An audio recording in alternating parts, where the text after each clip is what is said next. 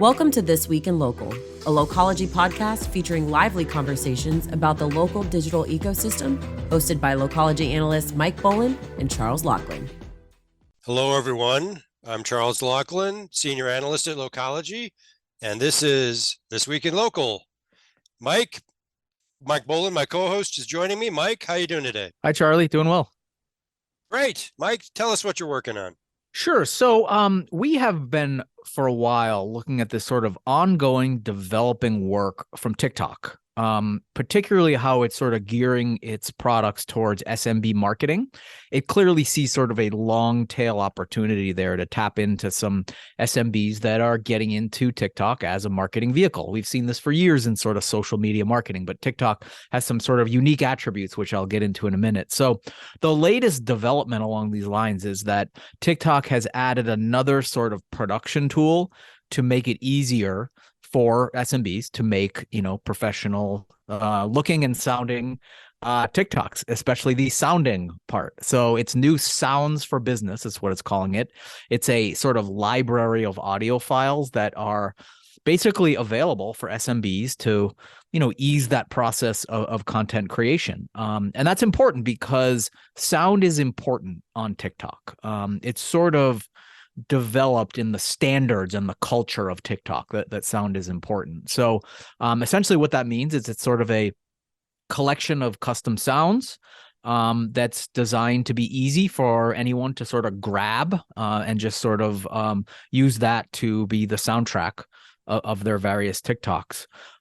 So that includes a few things, actually. It's not just, I keep saying sound, so let me qualify that a bit more. We're talking about sort of, it's a mix of music. So like you could have a score or a background track, and then also voiceover. And then directional sound cues, just sort of sound effects that just sort of signify just various sort of like visual crashing cars, that sort of thing. Yeah, just things like that. Exactly. Okay.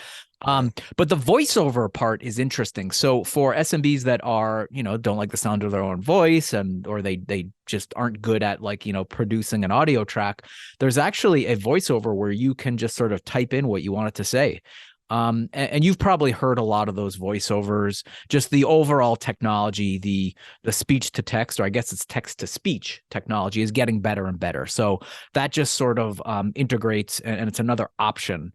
Now, the point of all of this, just sort of stepping back, is to really just lower the friction. I mean, that's the name of the game in SMB SaaS and SMB marketing, which you and I have been, have learned for the last 20 years. And everyone always says that, but it's always like, easier said than done.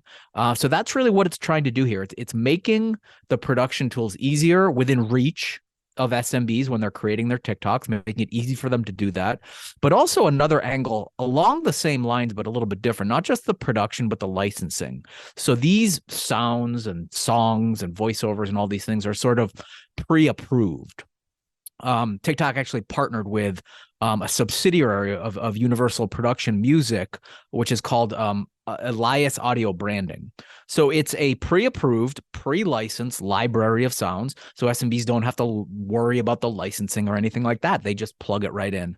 So I think it's an interesting sort of development. Again, the main theme here is just lowering barriers along sort of, or pursuant to TikTok's broader goal that I mentioned, is to continue to tap into that long tail of SMBs to get them to use it as a marketing vehicle. And it's also worth noting, shameless plug, that as I mentioned, we've been, covering this for a while. And part of that isn't just like podcast topics and articles, but at each Localogy conference for the last 2 or 3 conferences, we've had TikTok there and a panel of real life SMBs that are using it. So we're going to actually be doing that again in April at L23. And this is certainly one of the questions we're going to ask them, if they're making use of this, cool new audio tool. So that's what we're looking at. Cool. So this is interesting because you and I both, we have done our share of video editing and content. Can I just say one of my least favorite terms ever, phrases that make my skin crawl, part 1, content creator. It's right up there, Right. With sister wife and 1,000 other, phrases that just make you kind of shiver a little bit. Yep. That said, we are both content creators, for Yep. lack of a better, actually, there are a zillion better terms. We've done our share of video editing. One of the things that I've always found to be one of the bigger pains in the rear in that process is bringing in Yeah. sound, mainly sound, B-roll sound, Yep. because you got to go to a platform, you got to bring it in, you got to know, is this, what are the terms, usually it's if you subscribe to a service, you kind of just take all their stuff, Mhm. but then, if you want to get some music to brand your podcast with music, you got to do that. It's just a pain, and it could be expensive. So TikTok, it seems like they've really, I mean, you talk about reducing friction. This feels like not a small reduction of friction, but a fairly significant reduction of friction. So I don't know what we'll see come out of this in terms of volume of creators or the quality of the stuff they create, or if TikTok has given any hints as to what they expect the outcome of this to be, Yeah. or what they're trying it to be. Yeah, I think the key word is native. You're absolutely Mm. right. Having to sort of like bring in audio from somewhere else, make sure that the video and audio tracks align, make sure the timing is right. This is just native, so it really just integrates really well in as part Yeah. of that existing workflow within TikTok. And I think it's interesting too. One of the success factors that we have observed on TikTok for SMBs that do it right, a few will try to sort of cut corners and just sort of port over their other assets like a 30-second video ad or Mm-hmm. TV ad or YouTube content. It has to be sort of native to TikTok because TikTok has a certain language. And that language is like, it's raw, it's unscripted, it's genuine. Like the things in the SMB world that tend to work well are like, delivery ride-alongs or a kitchen walkthrough or things that are just like, even have like a hint of sort of self-deprecation or sarcastic. And that's where some of those sound effects come in. You mentioned like car crashes. There can be like a wah wah or just those types Yeah, of you things. can imagine, Yeah, a just make it thousand ways. more Yeah. sarcastic, Right. self-deprecating, humorous. It's just sort of, it goes along with the language of TikTok. Right. No, well, I remember you mentioned, what we're going to be doing at the conference. And I remember that session, I guess it was last year or the year before. We've done a few. Yep. Yeah, yeah, where the young woman on there who was a TikTok creator, but she was the real deal, TikTok creator. And she was doing it for a small brand. And I forget, there was a couple of them on there, both creators, and they were both really good. Yeah. And one of them said, don't make ads or don't make videos. Yeah. Make TikToks. It is its own thing. Yep. There you go. And I'll admit I've sort of gotten into TikTok, not as a creator, but as a consumer. And it's a mixed bag between like clips from concerts, that I could have gone to 40 years ago to or clips from stand-up acts that were clearly repurposed content. Yeah. And that can work just fine, but I think it's often a function of how well known the person is that you're consuming that from. If it's a famous comic, you don't care if it was taken from his Netflix special.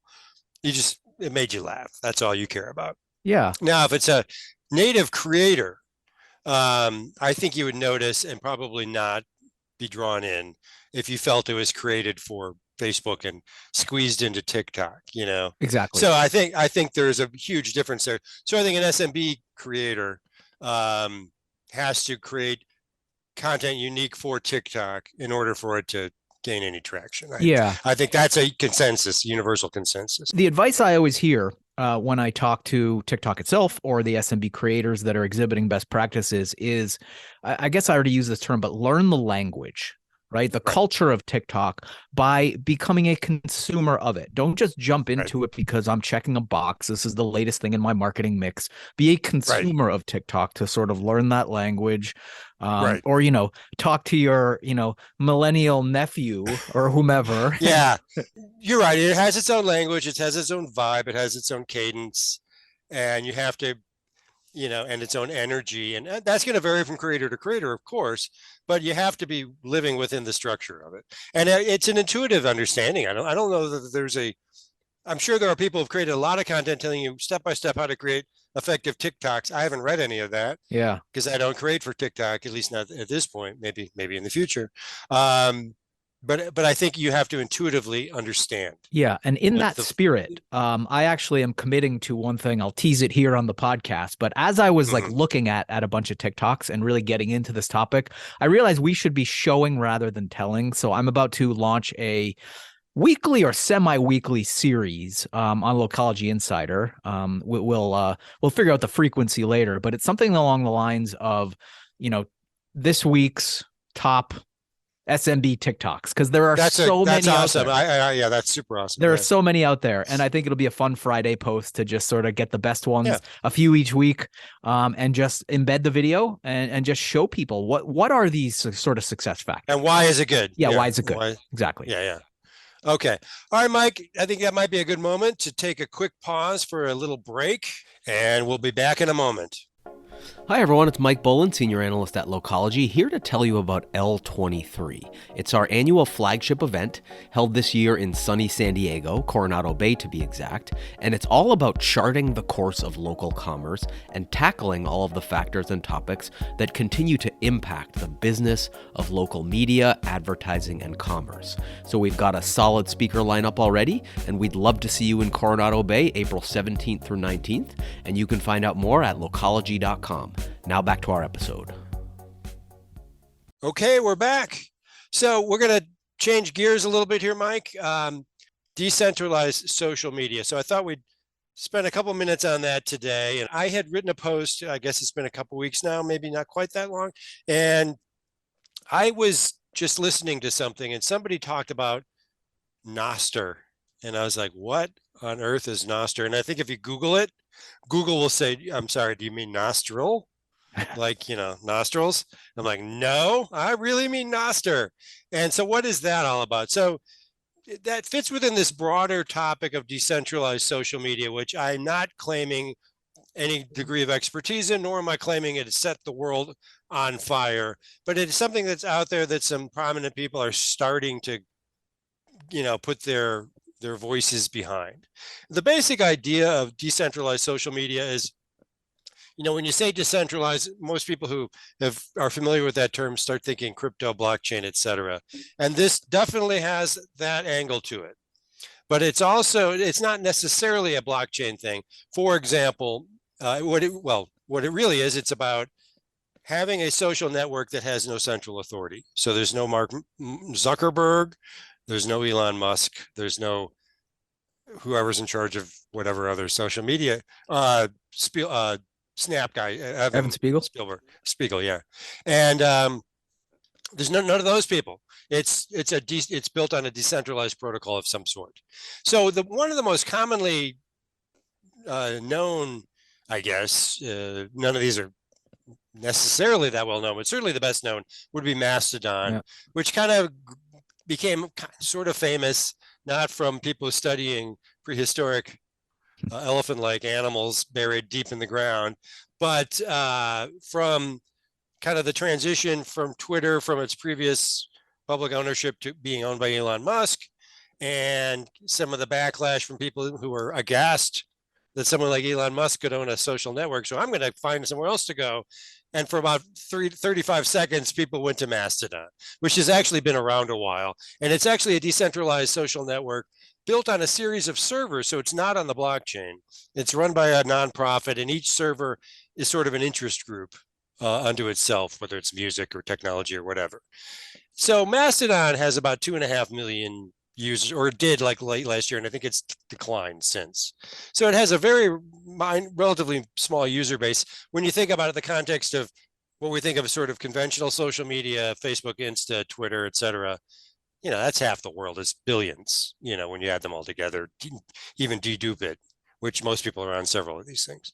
So half the world is on sort of conventional social media, and, 8 or 9 people with, hacker side hustles on decentralized social media. And the thing, Nostr is the one that's kind of the hot topic now, if there is one in this world of sort of Web3 / decentralized social that is sort of built on the blockchain. So Nostr is not a social network so much as it's a decentralized protocol upon which apps are being built that are decentralized social networks. And if you can go in the App Store, Damus, I think, is one of them. They have a bunch of weird sort of slight cryptic names and very small user bases. I don't know the numbers behind them, but the basic idea is it's on the blockchain. There's no central authority. There's no censorship. There's no moderation.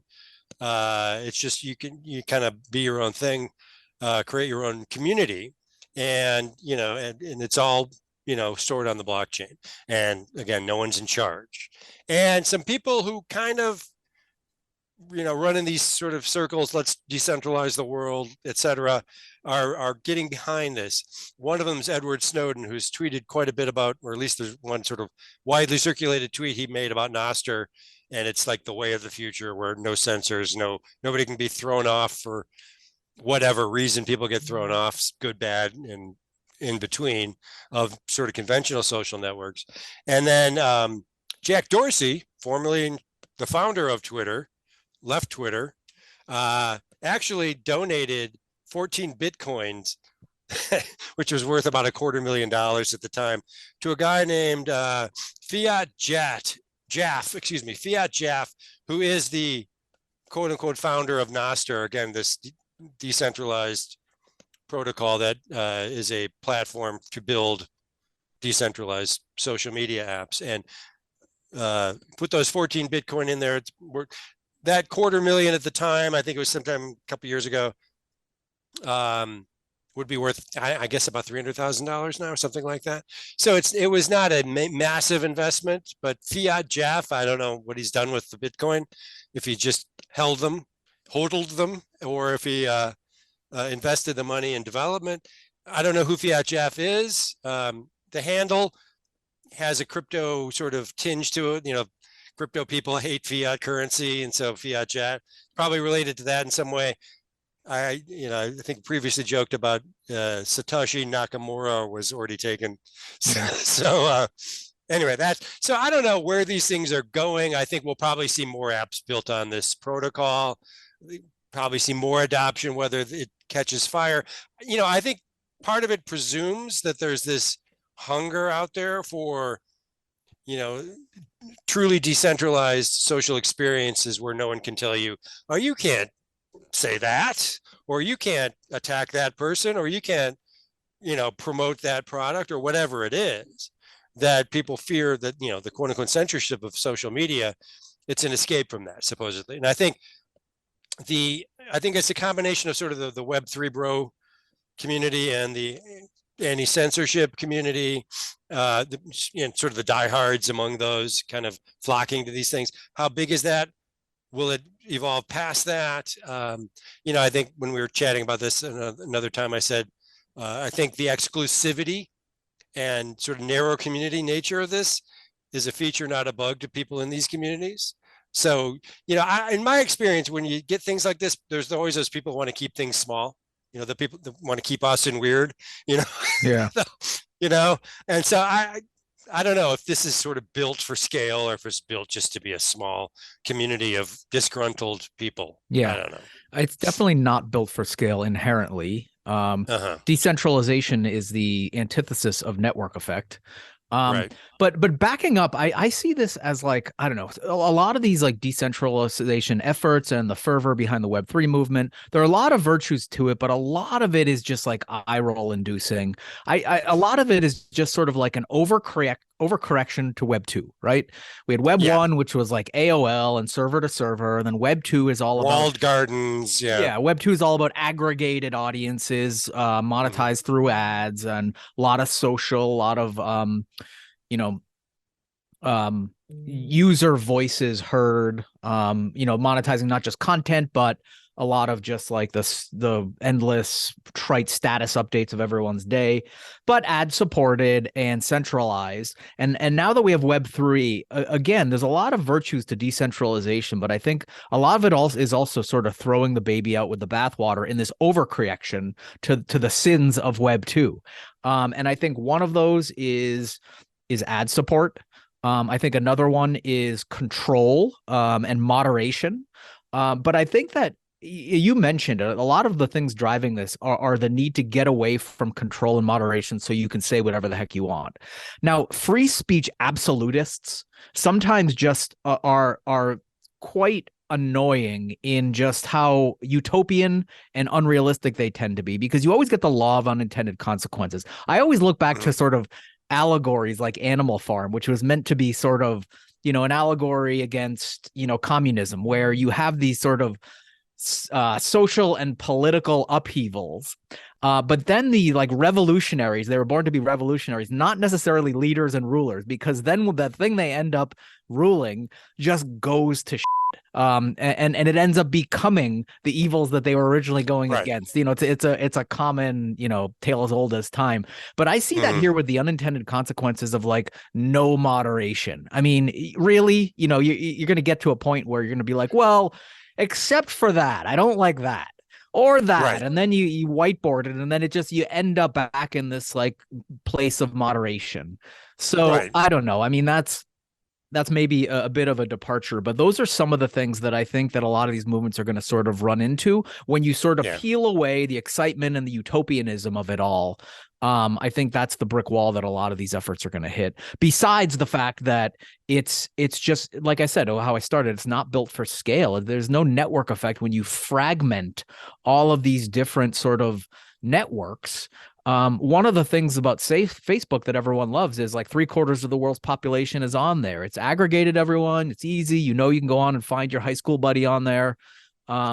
Stuff like that. And then from a monetization perspective also, and again, that's the Web 2.0 monetization model, where it's all about scale and advertising. But what is going to be the monetization of these sort of smaller networks? Is it going to be peer-to-peer transactions? Is it, who knows?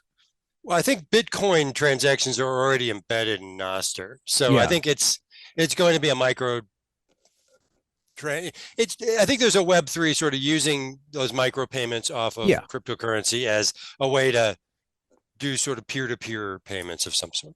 I don't think there's a thinking around, what's our business model to who's going to pay for those server costs, and how are they going to pay for it? It's sorry to sound like the curmudgeon here, but that's no, I think there's an ethos of when you're the fan of a band when they get started, and as soon as they're playing arenas, you hate them. And I think as soon as any of these things take off, their original supporters will become the fan of become self-sustaining.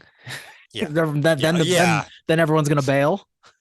And go find some other barely off the ground decentralized. Right. I mean, I think we're being a little hard on people who are flocked to these things, because I think some people are techno-utopians and others are just curmudgeons, and everything I say is in the spirit of devil's advocate. And I know I'm sounding fired up, but I actually am supportive of a lot of the virtues of the Web3 movement.